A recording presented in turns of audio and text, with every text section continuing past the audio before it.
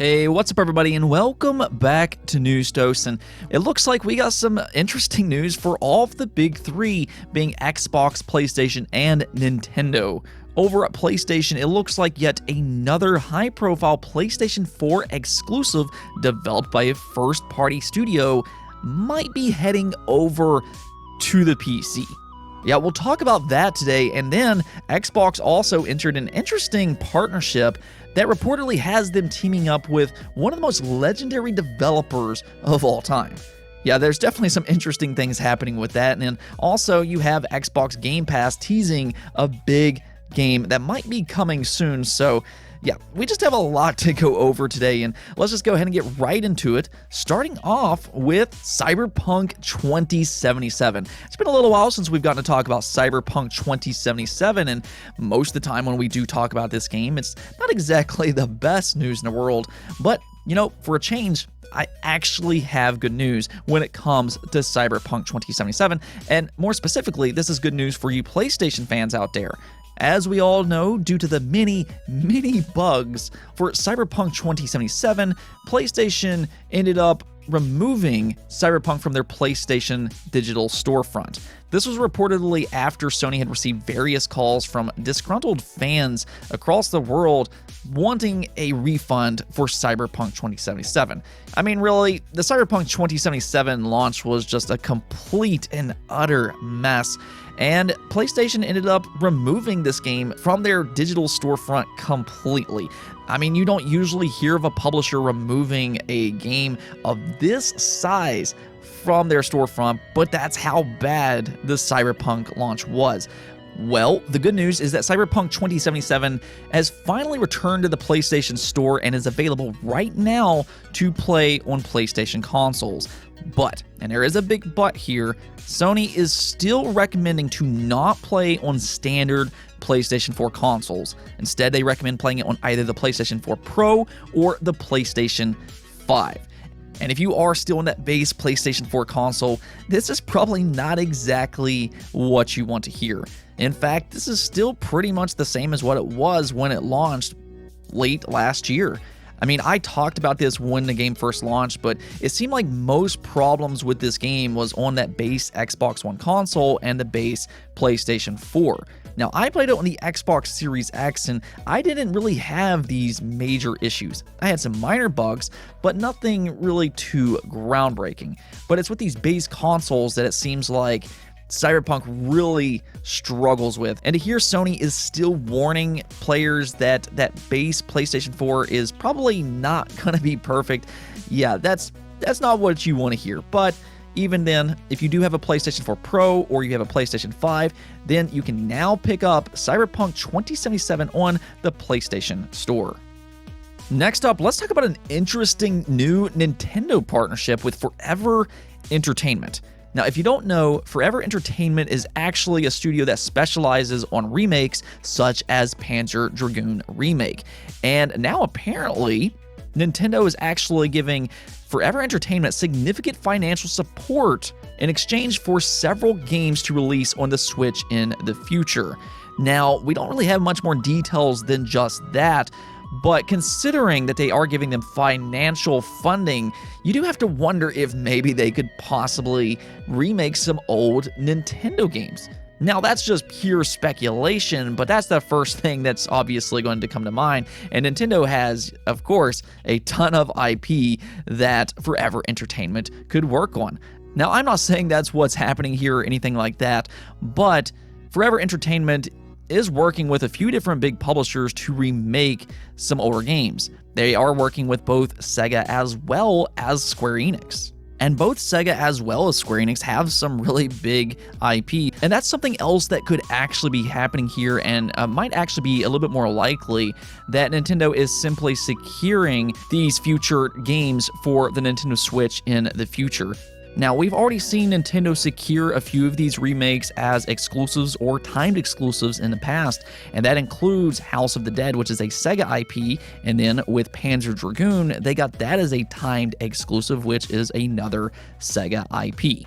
But again, both Square Enix and Sega have some really big IP, and if they are remaking more games from them, then it would probably be a smart move to secure these games for the Nintendo Switch in the future, whether that be exclusive or not.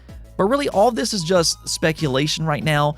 We don't really know what Forever Entertainment is doing with Nintendo's funding and exactly what's happening with all that, but I think there's definitely some interesting possibilities with all this that we'll definitely have to keep an eye on. Let's move on over to some Xbox news, though, because we do have a few different things to talk about here that I think you Xbox fans are really going to like. And the first one we're going to talk about is about Xbox Game Pass, which, as you all know, I love me some Xbox Game Pass, and one of my favorite games that's released in 2021 might be heading to Xbox Game Pass very soon. And that game is Judgement from the Yakuza franchise. Now, if you haven't played this game already, this game is absolutely fantastic. Of course, the Yakuza franchise in general is amazing, but this one is actually a little bit easier to jump into because you don't have to play through 6 to 7 games to get the full story, but instead this is a standalone title with a sequel releasing later this year. You have a completely new cast of characters. The story, once again, is absolutely amazing, as you'd expect with any Yakuza type of game. It looks fantastic, it plays fantastic, and you know what? It's just an absolute fantastic game. And on top of that, Judgement does have English dubs, so for those who don't like to listen to English audio, you know, that's another great addition when it comes to Judgement. But why do I think this game is actually coming to Xbox Game Pass? Well, that's because they very clearly teased that Judgement will be coming to Xbox Game Pass soon. So check this out. Over on Twitter, Xbox Game Pass simply posted this: 280 characters in a tweet. And if you go through the list, you can clearly see that all of these characters are from games that are in Xbox Game Pass, except for one. And that's why they went ahead and tweeted again, fixing that mistake, saying oopsie whoopsie, and marked out Takayuki Yagami, which is the protagonist for Judgement. Or you can simply just call him Talk for short, but there it is. It does appear that Judgement will be heading to Xbox Game Pass, which means that pretty much every mainline Yakuza game would be available in Xbox Game Pass. I mean, this really is an amazing franchise if you haven't already played them. But again, like I said before, I think with Judgement, it's a little easier to jump into because it does have English dubs, as well as it's a standalone game with a completely new cast of characters. Seriously, if this game does indeed come to Xbox Game Pass, which it definitely seems like it will, you absolutely need to play this game if you care about story-driven games. You're not going to find much better than Judgement. Now, as to when they will officially announce this, they have yet to do that, but if I were to guess, I would say we might hear an announcement for this as early as tomorrow. Usually when it comes to Xbox Game Pass, you have 2 waves of games for each individual month, and we haven't gotten that second wave of games for the month of June, so we might get an official announcement for this game real soon. We'll see, of course, but it's definitely looking like they're teasing Judgement here. Now onto this other Xbox-related topic, and this one is really interesting because Xbox has hired the former Portal developer Kim Swift to collaborate with independent studios to make cloud-based games. And that alone is interesting for various reasons. One, Kim Swift is incredibly talented working on games like Portal and Left 4 Dead, but also it looks like they're taking cloud gaming very serious by actually putting a team together. So like I said, that is very interesting, but it gets even better because reportedly one of the studios that they're working with is Kojima Studios. Yeah, we've heard the rumors that Hideo Kojima and Xbox were in talks about some kind of future game, and all of that might have been true after all because it looks like Hideo Kojima might be working with Kim Swift on a future cloud-based game. Now, we all know in the past that Hideo Kojima was looking to work with Google Stadia on a cloud-based game, which would be interesting because, I mean, who knows what type of creative stuff Hideo Kojima could come up with using the cloud. But, you know, as we all know, Google Stadia kind of backed off on gaming a little bit, which majorly impacted Hideo Kojima and his game. Well, that's where Xbox comes in, as they put together this team, and now they can work together on whatever this game possibly could be. With that said, though, I think with whatever Hideo Kojima is working on, if he gets the right type of funding, this could be a really special project. Hideo Kojima is very creative, and with Xbox being his partner, they could make something special together, by using the cloud as well as Xbox consoles.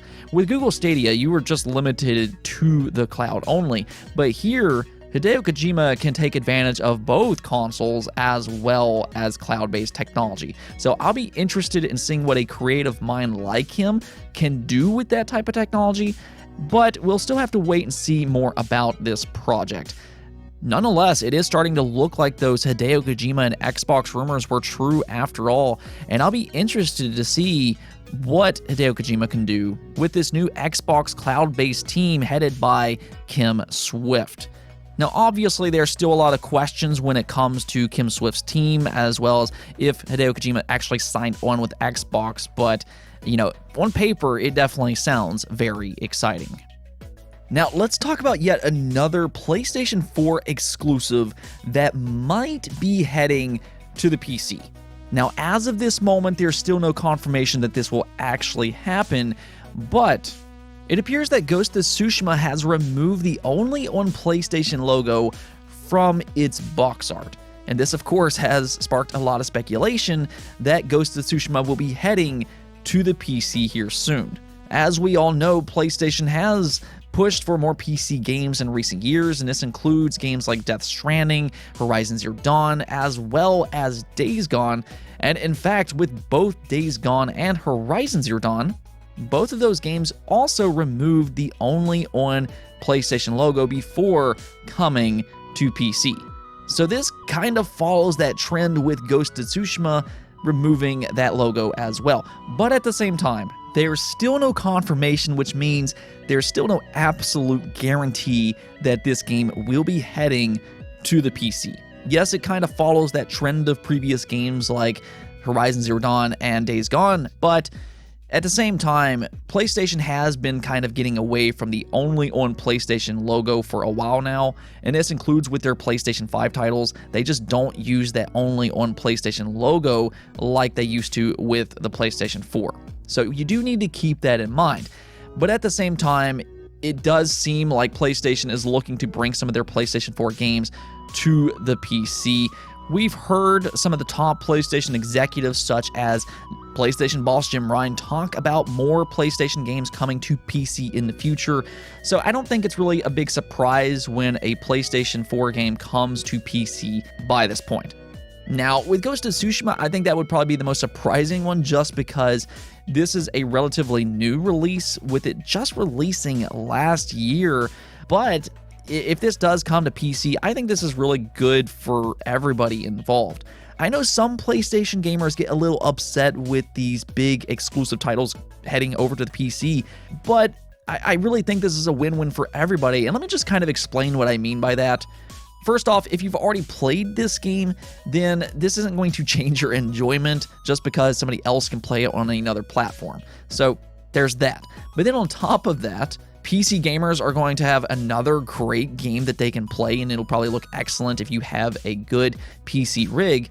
But then for you PlayStation gamers out there, keep in mind that this actually makes PlayStation more money. So far, these PlayStation PC releases have been very successful from what I've seen, and when PlayStation makes more money, they can actually invest into their business even more so. And if anything's clear, PlayStation fans love their big AAA first-party games, and those games are incredibly expensive to make. And with these games making more money over on PC, that means that PlayStation can invest more money into future first-party PlayStation exclusives. So do keep that in mind. In fact, if you just look at this generation, PlayStation has been signing a lot of exclusive games, not just from their first-party studios, but with third-party studios as well. And I'm not just talking about the timed exclusive contracts, but also we're seeing PlayStation invest in some of these promising studios, such as Firewalk and in New Haven, which is headed up by Jade Raymond. You know, you have to make money to invest in big things like this, and that's exactly what we're seeing with PlayStation this generation. Not only are they able to make money on PlayStation, but they're getting some extra money over on PC. And again, that can actually help the brand of PlayStation as a whole. So don't look at it as you're losing an exclusive for PlayStation. It doesn't work like that. Gaming is a business, and you have to make money to spend money, and that's what we're seeing here with PlayStation. But nonetheless, nothing is absolutely confirmed as of this moment, but it is interesting to see Ghost of Tsushima remove that only on PlayStation label. Let's move on over to the poll of the day, though, where I asked you all, do you think the Indiana Jones game developed by Machine Games, which is a Bethesda studio, will be an Xbox exclusive? And a lot of people kind of thought this might be a dumb question because it seems like pretty much every Bethesda game is going to be exclusive to Xbox in the future. And for the most part, I do agree with that. I believe The Elder Scrolls 6 will be an exclusive Xbox title. I believe Doom in the future will be exclusive. I believe pretty much most games from Bethesda will be exclusive. So why am I asking this question? And I'll get a little bit more into that here in just a moment. But let's just go and take a look at your all's opinion, which 82% of you said that yes, Indiana Jones will be an Xbox exclusive. And okay, it seems like you all are very confident that Indiana Jones will be exclusive to the Xbox. But this is why I asked this question. This is the one game that we currently know about from Bethesda that I think is a little iffy on whether or not it will be exclusive. And that's because the Indiana Jones game was announced prior to Xbox acquiring Bethesda. Indiana Jones, of course, is owned by Disney, which means that the contract for this game might be a little bit more messy than other games that we know about. You know, Bethesda, of course, they own The Elder Scrolls, they own Starfield, they own all those games. So they can do whatever they want with those games, but they do not own Indiana Jones. And that's where contractual obligations comes in. If they signed a contract for a multi-platform release, well, then things start to get a little bit more dicey. You would have to have Xbox go back to Disney and then renegotiate that contract if they did previously sign for a multi-platform release. Now, with that said, we've seen Disney license out a game exclusively to PlayStation in the past, being Spider-Man. So could they possibly license out Indiana Jones to be an Xbox exclusive? Well, yeah, they absolutely could do that, and Microsoft certainly has the money to fork over to Disney if they wanted that to happen. And that is where things get even more interesting because Indiana Jones is still very, very, very early in development. So they could theoretically still go back to Disney and try to rework that contract if Xbox doesn't necessarily like it. But as I said before, it all depends on contractual obligations. Unlike other Bethesda-related games, Xbox doesn't have complete say on what happens with Indiana Jones. Disney has a big say on what happens with this game, and it all depends on that contract, which we just do not have access to. But even then, you all seem very confident that Indiana Jones will release for the Xbox exclusively, so I guess we'll see what happens with all that.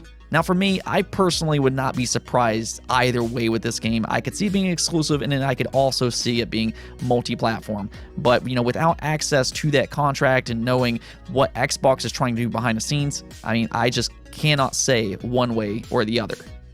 Anyways, though, that's it for this episode, but if you liked the video, don't forget to bell notification and subscribe button for more content just like this. Also, if you'd like to support the channel through Patreon, thank you for making this content possible. Peace out.